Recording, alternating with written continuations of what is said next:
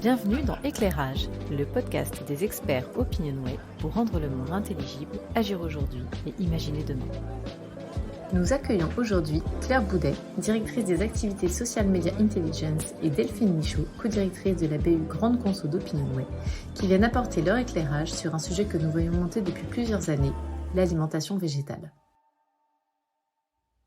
Avant toute chose, est-ce que vous pouvez nous expliquer ce qui vous a mené toutes les deux à vous pencher sur ce sujet en particulier ? Alors, même si l'alimentation végétale est un sujet que nous observons depuis longtemps, il y a vraiment une accélération de l'actualité et une concordance des questions environnementales et sanitaires auxquelles on ne peut pas échapper. On a d'une part l'OMS qui a rappelé dans un rapport publié en juillet dernier que la surconsommation de viande rouge et de viande transformée est dangereuse pour la santé. Alors, pour exemple, ils disent 300 à 500 grammes par semaine de consommation de viande rouge, ce qui englobe le bœuf, le veau, le porc, l'agneau, le mouton, le cheval et la chèvre. Ça peut augmenter les risques de cancers colorectaux et de l'intestin et les maladies cardiovasculaires. On a d'autre part le GIEC qui continue de recommander la diminution de consommation de viande parmi les solutions pour limiter nos émissions.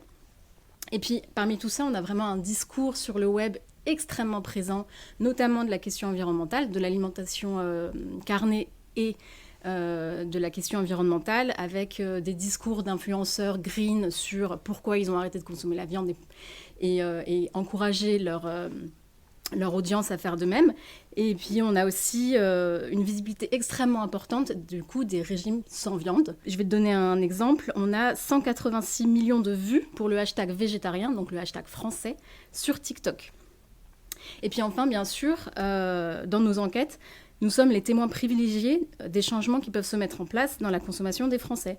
Et on s'est dit que c'était le moment idéal pour poser notre regard précisément sur l'alimentation végétale, la perception qu'en ont les Français et sa place dans leur consommation actuelle.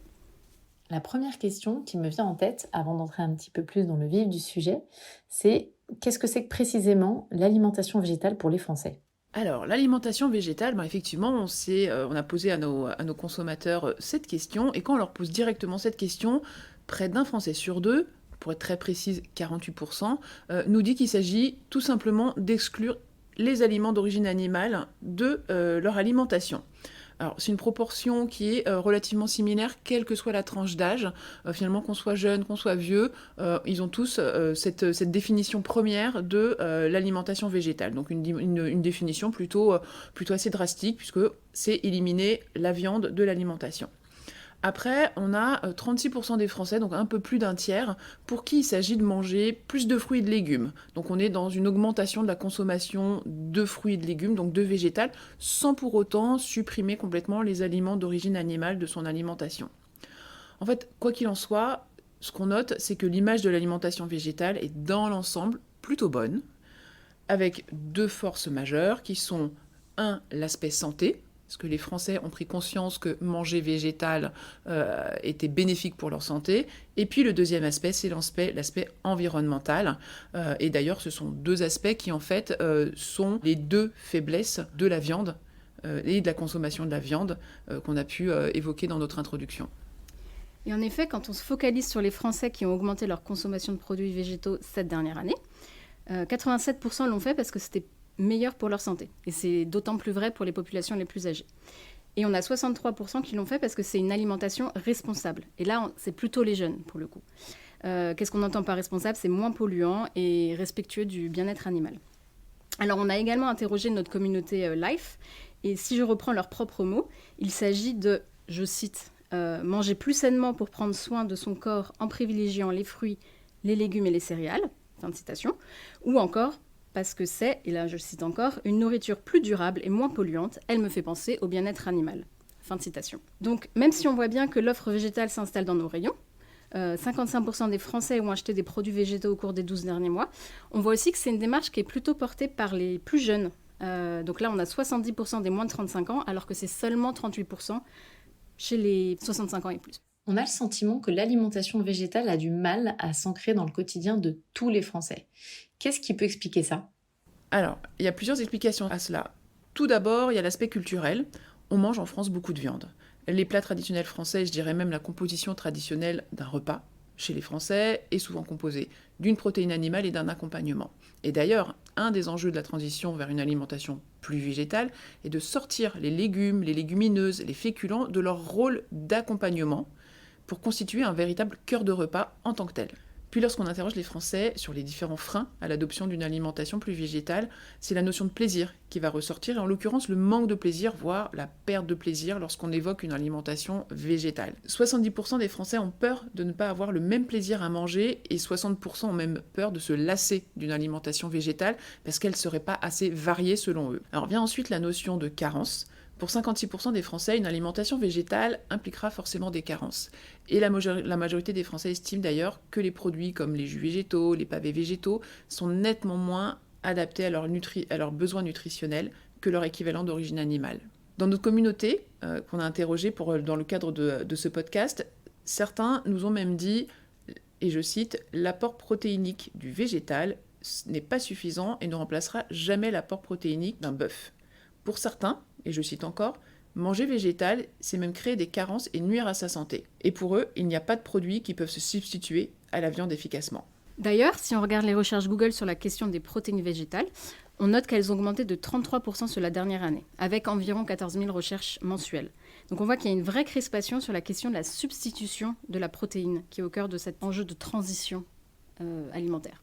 Et enfin, la majorité des Français n'est pas pleinement convaincue par l'offre des substituts végétaux qui sont disponibles sur le marché. L'offre est dans son ensemble assez mal évaluée. Elle est principalement pénalisée par son aspect industriel, ultra transformé, face à l'équivalent de protéines animales qui est jugé plus naturel et plus sain.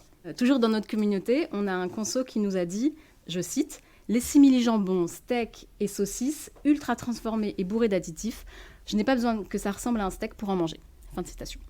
Alors, lors d'une étude qu'on a réalisée récemment, on a soumis nos consommateurs un petit exercice, un petit match entre leur perception du jus végétal par rapport au lait de vache. Et on se rend compte que le lait de vache va l'emporter sur toutes les dimensions de gourmandise, de plaisir, de naturel et surtout sur le non transformé.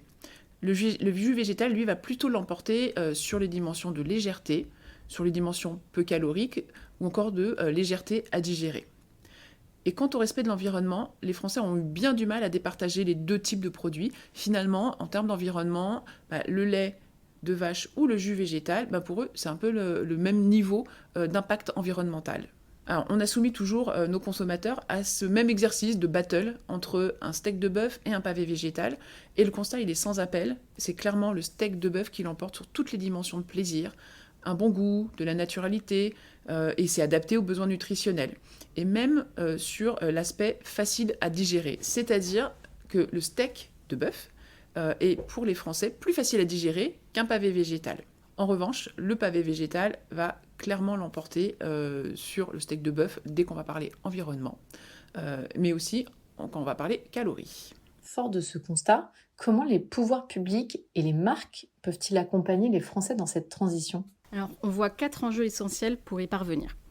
Alors, le premier, c'est un enjeu pédagogique et je dirais de réassurance. En effet, le premier point, c'est de rassurer sur le fait qu'on n'a pas besoin de tous devenir végétariens. Il ne s'agit pas d'exclure la protéine animale, mais d'en avoir une consommation raisonnable et raisonnée. Pour embarquer les Français dans la transition qui est nécessaire d'un point de vue environnemental et sanitaire, on a vraiment besoin d'une communication qui est bienveillante, pédagogique et qui ne soit pas dans l'injonction, qui peut provoquer l'effet inverse. Et en effet, quand on regarde par exemple le web, et tous les discours autour par exemple du véganisme ou du végétarisme, on voit qu'il y a énormément dans les espaces participatifs de commentaires extrêmement violents, extrêmement en réaction, qui vont même être dans l'attaque ad hominem versus les véganes, parce que on se sent agressé dans sa propre consommation, et donc c'est un effet qu'on veut éviter. Et puis en deux, on a un enjeu d'éducation nutritionnelle. Les Français, ils ont peur de manquer d'idées, de recettes, de se lasser. Et pour certains, ils ont vraiment peur de ne pas savoir comment cuisiner le 100% végétal, notamment pour remplir tous leurs besoins nutritionnels. Donc les campagnes de com, elles doivent vraiment se poursuivre avec des idées recettes. On doit avoir des émissions culinaires qui mettent en avant les légumes, les légumineuses, non pas en tant qu'accompagnement, comme l'a dit Delphine, mais vraiment pour que le végétal s'invite dans les foyers comme cœur de repas. Alors, le troisième enjeu majeur, il est sur la gourmandise. On en a parlé, effectivement, les Français ont vraiment cette crainte de perdre de la gourmandise lorsqu'ils vont manger végétal. Alors, même au-delà de savoir comment cuisiner plus végétal, les consommateurs ont donc cette attente à combler de plaisir. L'offre végétale doit travailler cet aspect en proposant des produits réconfortants pour lesquels on a un véritable plaisir à manger, voire des produits roboratifs. Effectivement, les Français aussi ont cette idée que le végétal va être léger, peut-être pas assez rassasiant, et donc avec cette idée de gourmandise, il y a aussi cette idée de roborativité qu'il va falloir combler. Et puis le dernier point, c'est que l'offre végétale dans nos hyper-supermarchés doit sortir de la notion de substitut. Et pour ce point, je vais vous citer un verbatim consommateur issu de notre communauté qui nous dit: pourquoi avoir besoin d'imiter des produits carnés avec des légumes et ne pas les présenter, les consommer sans artifice, pas besoin de tricher. Ce qui est intéressant ici, c'est que pour ce consommateur, en fait, finalement, substituer, c'est tricher. Le végétal doit assumer son rôle, son statut, sans pour autant se cacher derrière du faux fromage ou de la fausse viande, mais bien des vrais produits. Et d'ailleurs, même si on raisonne en termes de lexique, les Français vont préférer des référents végétaux pour ce type de produit plutôt que des référents carnés. Pour illustrer ce point, on a proposé aux consommateurs différents noms de produits pour parler de steak végétal. Et en fait, on se rend compte que 2/3 des Français préfèrent le nom galette végétale que pavé végétal. Pourquoi ? Parce qu'en fait, la galette végétale a un véritable référent dans l'univers végétal. On peut parler de galette de légumes, on peut parler de galette de pommes de terre, alors que le pavé, lui, a clairement un référent carné. Il est donc essentiel pour les marques de proposer des produits qui vont permettre de manger végétal avec une offre naturelle, goûteuse, gourmande, pratique et qui est un véritable référent dans l'univers végétal sans avoir à tricher ou se cacher derrière des noms qui rappellent le carnet. Et donc, pour conclure, ce qu'on peut dire, c'est que si un changement de mentalité de consommation s'est opéré chez les populations, et notamment les plus jeunes, les marques et les pouvoirs publics ont vraiment encore un rôle à jouer pour les accompagner dans la transition alimentaire qu'ils ont entamée. C'est la fin de cet épisode consacré à l'alimentation végétale. Merci à Claire et à Delphine pour leur éclairage et merci à toutes et tous pour votre écoute. À bientôt pour de nouveaux éclairages avec les experts Opinionway. Si ce podcast vous a plu, n'hésitez pas à le partager autour de vous et à donner votre avis.